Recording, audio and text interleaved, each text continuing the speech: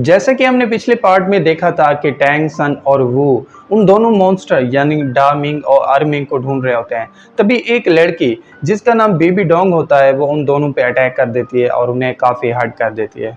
अब baby Dong अकेली नहीं होती, उसके साथ 5 और बंदे होते हैं जो बहुत पावरफुल होते हैं। हालांकि वू और टैंग सन दोनों वहां पहुंच जाते हैं, मगर वो दोनों उनके साथ फाइट नहीं करते, बल्कि वू अपनी इनविजिबल पावर्स को यूज करके खुद को और टैंग सन को छुपा लेती है। इसी बीच बेबी डोंग फिर से डा मिंग और अरमिंग पे अटैक कर देती है, जिसपे दोनों मिलके उसके साथ फाइट करने लगते हैं। तभी टैंग सन वू के साथ एक प्लान बनाता है और कहता है कि मैं पर्पल गार्ड लाइट को यूज करके बेबी डोंग की स्पिरिट पावर को तोड़ दूंगा ताकि वो दोबारा उन दोनों को नुकसान ना पहुंचा सके। सिर्फ यही नहीं, इसके बाद मैं ओशन गार्ड की लाइट यूज करूंगा और उससे बाकी 5 बंदों को रोकने की कोशिश करूंगा। लेकिन मेरे ये स्पेल्स ज़्यादा देर तक नहीं टिकेंगे, इसलिए तुम उन दोनों को यहाँ से लेके भाग जाना। इसके साथ साथ मैं बेबी डोंग पे भी ब्लू सिल्वर डोमेन का स्पेल कास्ट कर दूंगा ताकि वो तुम सबकी लोकेशन ना ढूंढ सके। क्योंकि टैंग सन ये सब अकेले करने वाला था, इसलिए ये सुन के वू टैंग सन के लिए परेशान होने लगती है। इसी बीच बेबी डोंग अपने पावरफुल मूव से डामिंग और अर्मिंग पे अटैक करने वाली होती है। तभी टैंग सन अपने पर्पल गॉड लाइट पावर से उसे रोक लेता है। क्योंकि टैंग सन और वू ने उन्हें बचा लिया था, इसलिए ये देख के डामिंग और अर्मिंग बहुत खुश होने लगते हैं। तभी वो 5 बंदे मिल के टैंग सन पे अटैक कर देते हैं, मगर टैंग सन उनमें से एक को सिर्फ एक ही पंच से गिरा देता है। ये देख के टैंग सन अपनी डोमेन पावर को एक्टिवेट करने लगता है, जो कि इतनी पावरफुल होती है कि बेबी डोंग उसे कंट्रोल नहीं कर पाती। सिर्फ यही नहीं, टैंग सन के स्पेल से उन 5 बंदों की बॉडी पे आग लग जाती है, जिसे देख के वो सब इधर उधर भागने लगते हैं।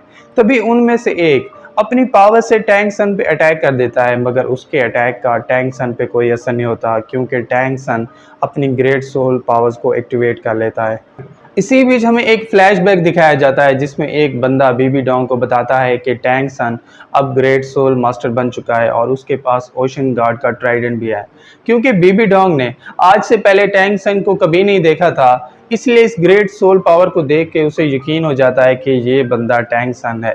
तभी टैंग सन ओशन गार्ड के ट्राइडेंट से बेबी डोंग के बंदे पे अटैक कर देता है, जिससे उसकी वहीं पे डेथ हो जाती है और टैंग सन उसकी पावर को छीन लेता है। ये देख के बेबी डोंग गुस्सा हो जाती है, वो अपनी पावर से एक पावरफुल स्पेल बना लेती है और उन दोनों को उसके अंदर कैद कर देती है।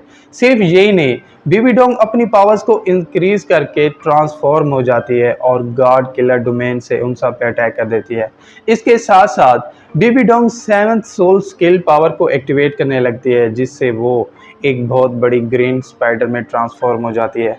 इस ट्रांसफॉर्मेशन के साथ रिवील होता है कि ये बेबी डोंग की दूसरी मार्शल सोल है। हालांकि बेबी डोंग के पास सिर्फ 7 सोल रिंग्स हैं, मगर फिर भी उसकी दूसरी मार्शल सोल की पावर पहली मार्शल सोल से कई गुना ज़्यादा है। इस रिवील के साथ ही बेबी डोंग अपनी दूसरी मार्शल सोल की पावर से एक पावरफुल स्पेल एक्टिवेट कर लेती है, जिससे ढेर सारे स्पाइडर्स उसके आसपास इकट्ठा होने लगते हैं। यानी बेबी डोंग उन स्पाइडर से टैंग सन पे अटैक करने लगती है और इसके साथ ही पार्ट 156 यहीं पे एंड हो जाता है। तो दोस्तों, अगर आपको पार्ट 156 की एक्सप्लेनेशन अच्छी लगी हो तो चैनल को सब्सक्राइब और वीडियो को लाइक ज़रूर कीजिएगा। और अगर आप चाहते हैं कि मैं आगे का भी पार्ट एक्सप्लेन करूं तो कमेंट करके ज़रूर बताइएगा। Thank you.